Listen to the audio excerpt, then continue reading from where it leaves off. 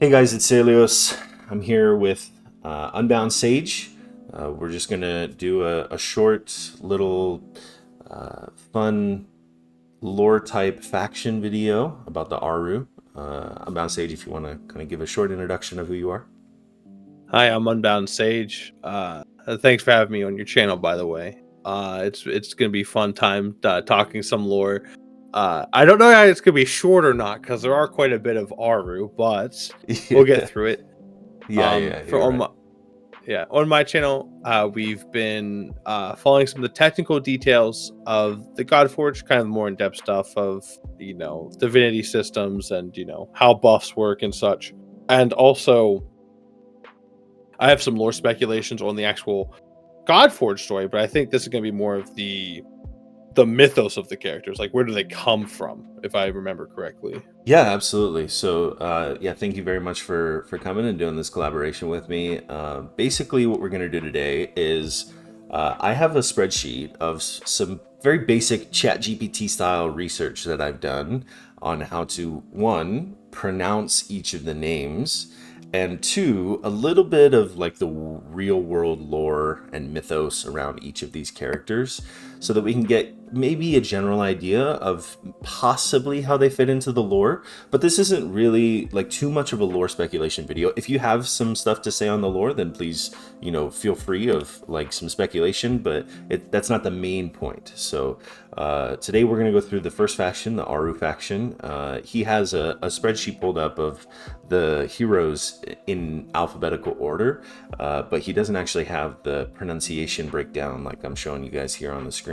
And I'm going to do my best based on the research that I've done to pronounce it correctly. We're going to give him an opportunity to try to pronounce it the best that he can, and then we'll discuss kind of some of the real world applications of the names and who these characters are. So, any thoughts before we begin? I mean, you came in here saying I'm probably the most likely to pronounce things right, and I think you're so wrong. I am so bad at pronouncing words. I mean, a lot of these are known from pop culture, but like, there's some of these. Looking at the first one in particular, where I'm like, I don't know, man. Yeah, yeah. I think the Aru may be one of the easier ones too. Compared to like when I think of the Omayakon or uh, Yeah. the what is it? It's not Albion. What's the Welsh and English one? Oh, Virage. Oh Viraj. no, No, no, no. Avalon. Avalon. Yeah, there we go. Yeah, I'm dreading trying to figure out how to pronounce YDG. Oh yeah, you mean watch the Yeah, book? that. Yeah. So just some basic notes first on like the Aru. So obviously it has Egyptian origins. But the thing about Egyptian is actually for being an ancient language, it's actually really well studied, I found, which is kind of crazy, mostly because of the, what's it called, the Rosetta Stones.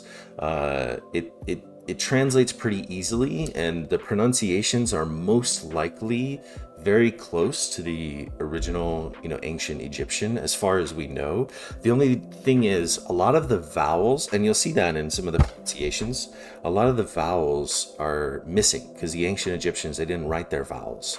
So the vowels are kind of just like a best guess.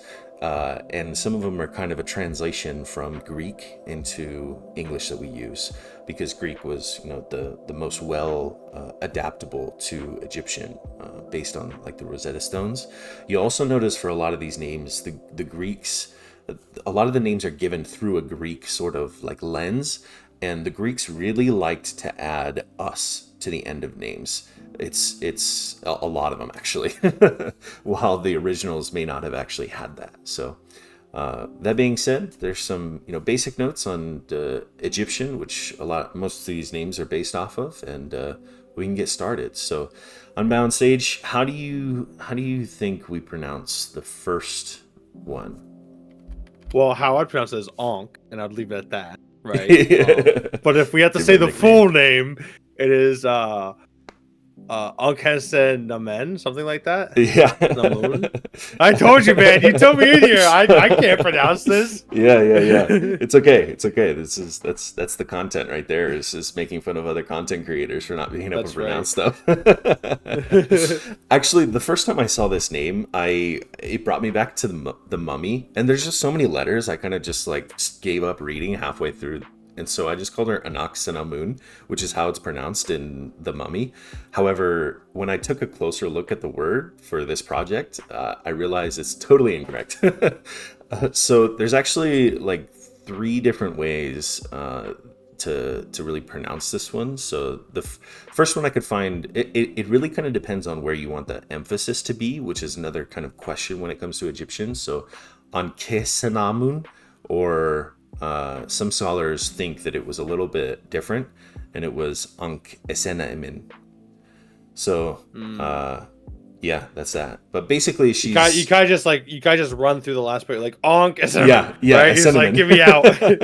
Yeah, yeah. I found out a lot of them have like this Ankh idea, and the Ankh is a very significant symbol in a lot of the Egyptian lore, and it means basically life or living. So um, basically, on sorry, now I'm gonna mess it up. And I studied it on Hanamun. She was the daughter of a couple very important Egyptian rulers, and then she's the wife and queen of King Tut. But after he died pretty early, she kind of held on to the rulership for a little bit longer than a female at the time really should have or would have, which is kind of like the impressive thing about her. So that's that. Yep. All right, moving on to the next one, the best doggo. Well, the best dog. This is Anubis, right? Yeah, of course. Yeah, easy, right? Yeah, Anubis. easy. And this is how we say it Anubis. in Greek and English, but actually I found out that it was most likely a different name in the actual Egyptian. It was probably Anpu or Inpu. But Hmm. we kind of the Greeks like to change some things. Not all of them are really changed like that, but there's a few of them, especially like the bigger gods. They really like to add that US or IS to the end of some of the big god names, and so some of them in the original Egyptian actually won't have that. But obviously, he's the god of the dead, funeral rites, mummification, all that stuff. He basically like guided the souls in the afterlife. So I Yeah, heard maybe. Oh, sorry. Go ahead. he has the classic. Your soul has to weigh less than a feather, right, Yeah, to pass his judgment. So yeah. There's a movie that has a really good scene of Anubis that I liked. I can't remember what it's called though. Yeah. Okay. And I hear some whispers that there might be some sort of congregation of the gods of the afterlife or death in Godforge. Do you know anything about that? Have you heard any yeah, whispers? yeah, the Council of Shadows. I don't know if Anubis will be on there. I think that's gonna be more of Osiris's domain. Okay. Because Anubis is more of like the guardian, while Yeah. the actual ruler is Osiris, if I know my gods correctly. That. But I mean, he could be there. Yeah. Yeah. That makes a lot of sense. I don't Yeah. know, man. I I don't know I've what seen. Aaron's thinking. Yeah. I don't know what It's Aaron's cooking up. okay. Maybe they'll both be there, Yeah, right? he Like, seems he seems he seems very creative, very intelligible. So I can't wait to see this web of lore that he has created. So yeah, maybe they'll both be there, or they're both kind of fighting for their spot on the council from the I, from the Aaru point of view. I don't know. yeah, who knows, man? Yeah, I don't view them two as fighting too much, but like it's been 100 years after the shattering. Like, who knows what's going on? yeah, Like, yeah. Yeah, it's a mess. Okay, moving on to the next one. I would say this is Bobby. Yeah. So a lot of the research I did said yes, that's correct, Bobby, or it could be Baba. But it, Baba. it basically means bull baboon. So he was like some sort of alpha baboon that was it was like a ferocious, more like a mythical beast than an actual deity. but it kind of like blurs the line in some areas where, you know, sometimes he'll be this personified baboon who is some sort of deity, but then other times he's like a Hydra character. Okay, that's interesting. I knew nothing about this character Yeah. beforehand, so Okay, next. this is Bastet. Yeah, so the research said Bastet, or it could just be Sure. it could just be Bast. So she's a goddess who was seen as like a protective figure of fertility, though sometimes ferocious protection, shown with like a lion head rather than her more tame, peaceful cat-headed appearance. But later in Egyptian mythology, it seems like the calmer version was more prevalent, because then there was another one who took on that more ferocious role, which we'll get to later. Yeah, I know as well. This is something I know is in Call of Cthulhu there is a lot of like, you know, Cthulhu mythos versus occult mythos, right? And Bastet is actually a very big prominent figure in the occult mythos of Call of Cthulhu, where it's like it's more of the grounded kind of occultiness versus the cosmic occultiness. So like it's really cool to, you know, to see where she's used in Pulp Fiction. She's used as a you know, something that occultists would worship, right? Yeah. These more like cat feminists type occultists. Yeah. So that's interesting. That's cool. Yep. Okay. Cleopatra. It's Cleopatra, right? Yeah. But I don't think there's any real question on her pronunciation, because it's actually very interesting with Cleopatra here, because if we look at the other rulers, they're all from the same time. Like I think King Tut and Ankh ruled like only like 3 pharaohs before Ramses does, and so they're all like this like 1200 to 1300 BC, while Cleopatra is more of like in time of the Roman Empire, which is around 0 AD. I don't know if she's before I don't know if she's AD or BC. I think she's slightly BC if I remember correctly. But that sounds about right. But she's much more modern than the other rulers of Aaru are. So it's very interesting to see her here. Obviously she's going to be here, but like to see her with, you know, the other rulers are is interesting. Right. So there's this kind of like I said, there's a couple like family lineages in this. There's one for like the deities themselves, and then there's also a set of rulers who there's like 4 of them, and then Cleopatra and Ramses are probably one of the only 2 who are outside of that. So it's interesting to see them for sure. When I think of Cleopatra, I always remember a interesting fact that she's actually closer to the production of the cell phone than she is to the creation of the pyramids. The pyramids were already an ancient artifact to her, which is crazy. Yeah, it's very true. Like that's the thing. It's like she's so much more modern than the other rulers are, right? And the rest of the mythos. Yeah. Okay, moving on to the next one. This is Hathor. Yeah, pretty easy one. Hathor or Hathor. She's one of the major goddesses associated with like the sky and the sun, women, fertility, love, also music, dancing, joy. Very strongly linked with motherhood. Sometimes she's depicted as like a cow, or with a cow head, or a woman with cow horns and a sun disc. She's also very much connected with Ra, as she's considered like his eye, or even his daughter in some traditions. Yep. Okay, next, bird boy. We have Horus. Yes, Horus. But like I said, the Greeks like to add us to the end of names. So in the original Egyptian, it could have been Heru or just Hor. So that's crazy. Just Hor. Yep. He's one of the bigger gods, most often associated with like the sky, or a symbol of kingship. In the Osiris mythos, he's the son of Osiris and Isis, and he rivals with Seth. they basically like fight to claim the throne and avenge his father. So Horus and Set, they're kind of treated as like antagonists for a very long time in Egyptian mythology. Yeah, yeah. I know Horus and Ra. They went to them antagonists, but they're not.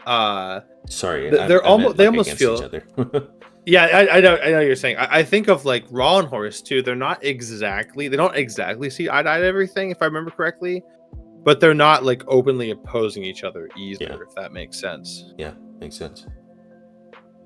Okay. But what do I know, man? I don't know the mythos super well. Yeah. I'm doing my best. This is just some information I gathered over an evening. Probably took me 2 or 3 hours or so, just kind of researching surface level thoughts about each of these. So I could still very well be wrong about some of them. So Yeah, but it's fun to talk about anyway. But if we yeah, go to the next one, yeah. Go ahead. this is Hound of Duat. Yeah. Duat. Very, very close, very similar. So, jackals are very important or not really important, but prominent in Egyptian mythology. And the kind of reason for this, and we'll get to it when we'll actually talk about the jackals themselves, but basically they would dig up the bones of the dead, and that could be very bad for their idea of the afterlife, because they needed a physical body when they went to the afterlife. So the Hounds of Duat are not necessarily like one specific character, but they're like a type of creature that kind of helped Anubis guide people through the underworld. They were kind of like guardians and his doorkeepers. So That's neat. I had no idea about that. I didn't know who that was. I think there's some in-game like mechanic too for Anubis and the Hound of Duat, right? Yeah, right. I know there's Jackal in the Hound of Duat. I think Anubis is there too. Yeah, that's So. interesting. That's cool. Okay, next one.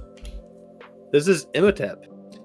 Yeah, so interestingly enough, the research I did said that the ho is actually the emphasized part of the word. A lot of times we kind of just like leave it out, Imhotep, but actually Imhotep is kind okay. of what the research said, at least from my perspective. So like I said, could very well be wrong, but he's a real like historical figure and official from the Third Dynasty.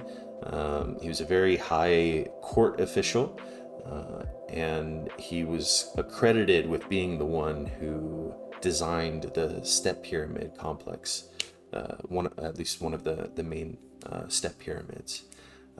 And he kind of discovered like a very influential breakthrough in stone architecture. So long after his death, he was like revered and eventually worshipped even as some sort of god of healing and medicine in the Greek and Roman world, kind of combining with the Egyptian mythos. That's cool. I had no idea. Once again, I didn't have a chance to look him up. So Yeah, the only sounds thing I cool know to from me. him is what Mummy has told me. Yeah, Nice. until I researched, which it was pretty interesting. So, okay, next one. This is Isis. Oh, can we say that on YouTube? I don't even know. I know. Yeah, I know. I'm sure that Godforge has had so many videos flagged already just from her existence. Yeah, yeah, that's pretty correct. Isis, but possibly in the original Egyptian it could have been Iset or Aset rather than with the suffix is or us, as the Greeks like to add it to everything. So she's one of the most important Egyptian goddesses. Magic, healing, protection, motherhood. She's the wife and sister of Osiris and a very protecting mother of Horus. So Yeah, it's weird to be the wife and sister, right? That's problematic. That's but kind of common in ancient mythos, though. Just look at the Greeks. Yeah, I know. They got more of a family circle than a family tree sometimes, right? Yeah, it gets crazy. So I think jackals are super easy, so we can basically breeze through those ones. Common pronunciation. Like I said, they would dig up like shallow graves, which made them really strongly associated with cemeteries and death. And they basically took on the idea to fight fire with fire. So they made jackal-like guardians to protect the dead, the Hounds of Duat, even though we say hound, but actually they're a jackal. So Well, I mean, I view hound as an affectionate term for canine, right? Like, sure. you know, I call my Jack Russell a hound, right? But like, he's not, you know, he's not quite a, you know, he's not like a, what is it called, like a hunting dog, right? Right, Or, you right. know, True. it makes sense. Yeah. Okay. Next one. So that would be Majay. Yeah, I've heard Majay and also Majai. From what I could research, it didn't really tell me which one was correct, but probably closer to Majay. So originally they were semi-nomadic people from the Nubian borderlands, but they appear in a lot of the writing and mythology until basically eventually they were made into mercenaries. But they were kind of like the Spartans of the Egyptian mythology and kind of became renowned for mostly their oh, I'm so sorry. Actually, I got them kind of confused with another one we're about to talk about. Please forgive me. The Magi were actually like a police force. So they were more like militia or police force that would kind of keep the peace. Yeah. Yeah. That's cool. Okay, next. That's mummy. That's a mummy. got that one. Yeah, Chief. we got that one. No problem. So, embalming became very important for the Egyptian afterlife because they thought that their spirit could not go anywhere if they didn't have a physical body in the afterlife. So their idea was anything that was buried with them would also go with them, which is why we see so many tombs full of large, caches of gold and valuable items. So they thought that they would take all of those things with them whenever they went to the afterlife. Yeah, I mean, yeah, the classic stuff, right? I think the thing that's most interesting is that they didn't value the brain at all. So they thought the brain was just like useless gunk. They valued the heart and lungs a lot. Yeah. Right. Yeah. So that's a fun fact as well. It's They still took the brain out though. Yeah, but they like blended it up and took they it out blended it out. nose, Yeah. right? Well, yeah, because the rest they would preserve. They would have them in these like in these jars, right? These inner jars, right? But the brain was just like probably spilled on the floor, you know. You ever seen Which those is like hilarious to us. the coffee whiskers or like the for foam, the things that like spin around and Yes. That's what I imagine they did to the brain. That's also what I imagine as well. They just have like a hand crank one in there. Yeah. Just like, Oh man, that's crazy. Okay, next one. Yeah. Okay, here we go. Is this Nefertiti? Yeah, very, very close. Nefertiti. So the emphasis is on the first T. Nefertiti. Okay. Yeah. She was the queen of Pharaoh Akhenaten during the Amarna period, as it said. She played a very prominent role in like a religious reformation. Yeah, it's awful. Akhenaten. Yeah. Go ahead. You know a little bit. Go ahead. I know about this lass. Please. So these two, so her and her husband actually almost ruined Egypt. Okay. They turned it from what the pantheon of gods to they try to make it monotheistic, which That's is right. Yeah. Okay. one god. I remember a little bit of that from my middle school history. Yeah. Well, and so the reason why King Tut is so revered, is he turned it back. Okay. So after her and her husband ruled, like Egypt was so upset. There was so many schisms, so many everything. And King Tut was the person who started to bring it all together and really pushed to go back. But he died at a young age, right? And then afterwards, a few generations, you have Ramses, which is the one who, like, all the other pharaohs were kind of like building up power. And then Ramses is the one who actually got to use that power. So kind of King Tut started the ball roll. Like, so these guys ruined everything. King Tut kind of started to fix it. And the ball kept rolling until it got to Ramses, who really got to take over and refix Egypt. Hmm. So yeah, so I would call her a villain, honestly, in the Egyptian arc. Okay. Her and her husband. Okay, yeah, that's interesting. I wonder if there's going to be any sort of Godforge kind of continuation of that cycle. That'd be very interesting. I would love to see that as well. I forget the god that they put. It was Let me look it up here real fast. Yeah, go ahead. So it was like they wanted a 10 to be the only god they worshipped, Hmm. but it's like who even is that, right? Yeah. Like Yeah. I think even in the polytheistic mythos, I don't even really remember him. Is he just some new guy that decided let's just worship this guy? Yeah, they were. It was like an offshoot of Raw, where they were like, it was an aspect of Raw that they're like, we're just gonna worship this aspect of Raw instead of the entire pantheon. And yeah, it made everyone miserable because you have to remember they weren't a united front as well. Like different areas worship different things to a greater respect. Mhm. Right? So some people are like, "Hey, we're a Horus worshiper household," and then like across the country, it'd be like, "Oh no, we're a Raw horse worshiping household." As this guy was like, "Now we're all gonna worship a 10," and I was like, "Shut up! Like you're stupid, you're ugly, no one loves you, right?" Like, who's that? yeah, exactly. So that's yeah, her and her husband ruined Egypt, and I'll never forgive them. Oh man. Okay. That's good. Moving on to the next one. Is this Nitocris? Yeah, it says Nitocris or Nitocris, just as you said, but Nitocris or Nitocris. Yeah. I don't know her. Yeah, in kind of the most famous story that I could find, she's like almost legendary level ruler who she basically took the throne after her brother was murdered and used that power to take out like revenge on like an entire family of people who killed him. So Okay. the thing is, the difficulty is because there's not a lot of like solid evidence for her existence at all. Mostly like a bunch of short stories written about this, confusing or legendary style figure. But the little bit that is written about her, go ahead.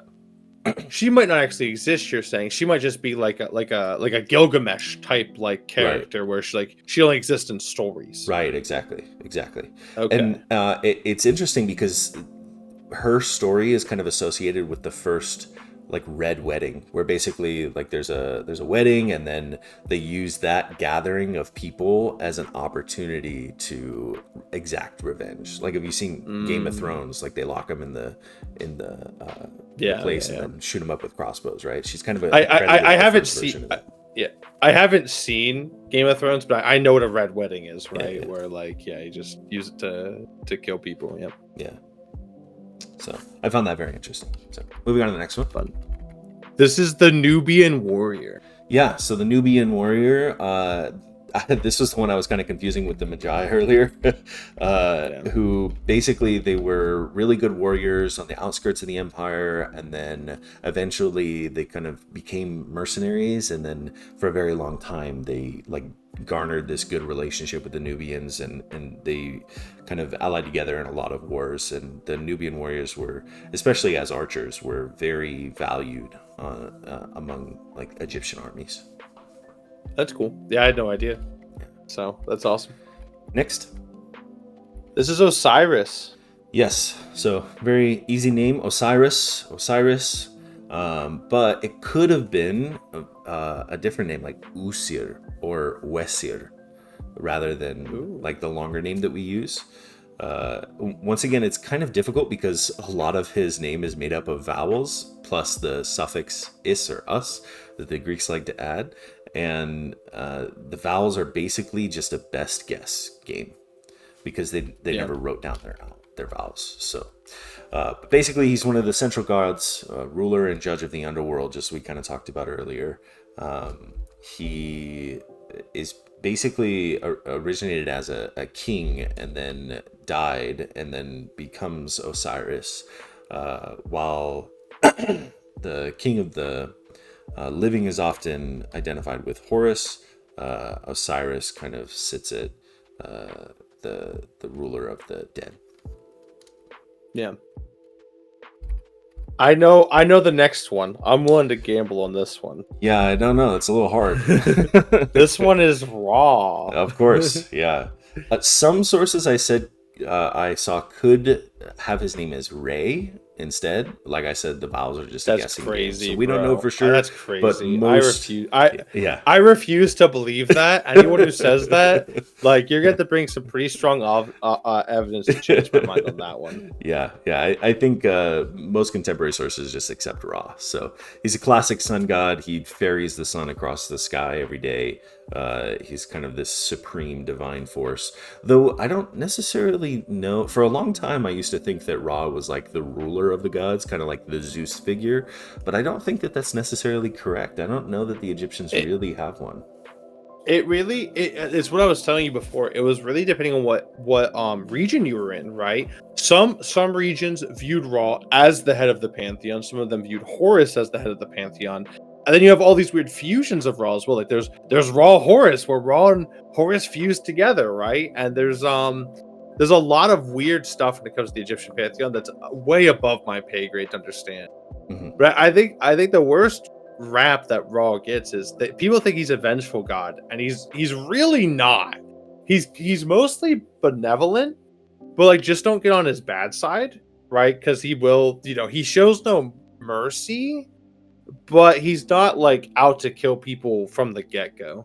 He kind of gives off that vibe to me of like, dude, I'm just trying to ferry the sun across the sky and save the world from this giant man-eating serpent that's gonna just completely destroy everything. So just leave me alone, let me do my thing, and we'll be fine. Yeah, I think it's more like, show some respect, right? Yeah. I do this every day. I carry this. I don't know if he is the sun or if he carries the sun. I think he carries it on his sun disk, right? Mm-hmm. So it's like, hey man, I carry this big ball of fire every day. Put some respect on the name, or I will smite you. Right? Yeah, the name Ray, right? Yeah, oh my, get me out. Okay, it's your boy. This is Ramses, right? Yeah. Some say there's actually 3 syllables, Rameses, but it's kind of debated. So, yeah. This is one of the great kings. He lived for like 60 years. I have a whole video on him actually. Oh, really? With like his background. Yep, on his background on the video. Nice. And so when a ruler lives for 20 years, they have this like renewing of the spirits festival that they have. It's very rare for a pharaoh to get one, because very rare does a pharaoh rule for 20 years. And then every 3 years after, they have another one. Ramses had like 13 of these. Like, he ruled for so long. He had the most of anyone. It's absolutely crazy. And he did so much good for Egypt. He settled a lot of conflicts that were happening that were caused by by previous rulers, and really laid the groundwork for, renewing Egypt in its time of need. So that's cool. That's awesome. Worthy of being a starter for sure. Yeah. Some sources I saw said he could have been. It's kind of suspected. Could have been the suspected pharaoh of the Bible, but nothing can really like confirm that. So yeah, I don't think it was, but like, who knows, man. Yeah. Like it's time's a little wonky for sure. Yeah, definitely. So. If you shoot me the link to that video afterwards, I'll put it in the description of this one. Sure. Yeah, that's fine. Okay, moving on to the next one. This is Sekhmet, I believe. Sekhmet.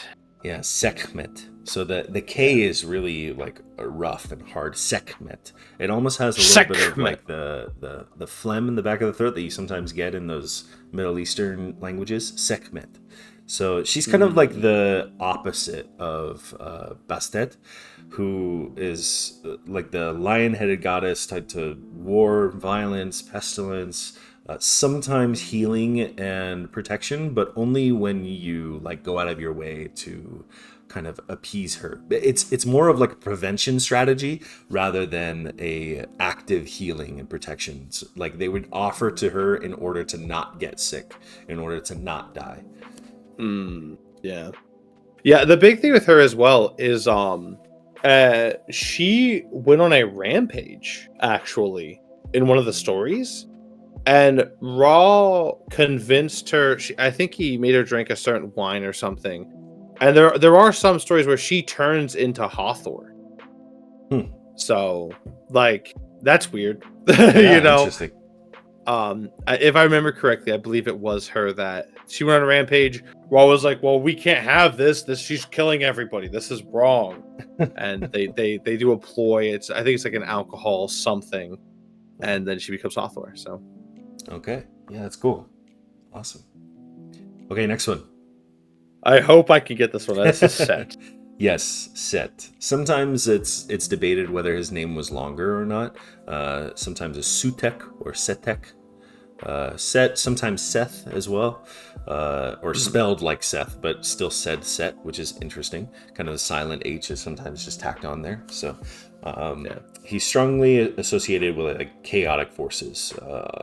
Very like most famous for his feud against his brother Osiris. Well, maybe not brother actually. I'm sorry, that could be incorrect, but.